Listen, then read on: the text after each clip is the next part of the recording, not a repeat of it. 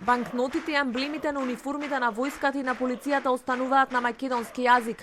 Лидерот на СДСМ дециден секое пунакво решение е противуставно. Заявили дека нема ниту двојазичност на целата територија, ниту казни за непознавање на албанскиот јазик. Јазиците на заедниците кои во одредени општини се најмалку 20% ќе бидат користени за комуникација на граѓаните со органите на државната управа и владата.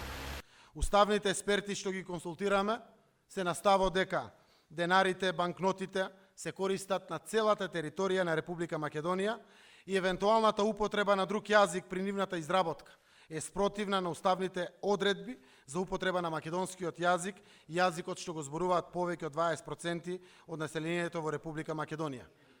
Заявили, резолуцијата со која се бара осуда на геноцидот врз албанскиот народ нема да биде дел од новата владина програма. Порача дебата да се отвори за смена на грбот, знамето и химната, иако вели тој е исклучиво против менување на државните символи. Али Ахмети пак ретерира.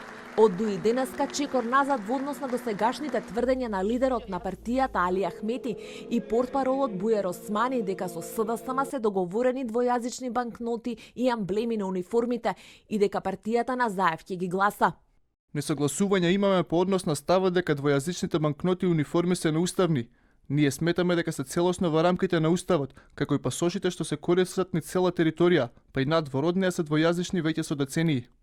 Само пред еден ден лидерот на ДУИ во интервју за Reuters порача дека албанскиот ќе биде на банкнотите. Портпаролот на ДУИ пак Османи за 24 анализа изјави дека е договорено СДСМ да гласа за двојазични банкноти и амблеми на униформите.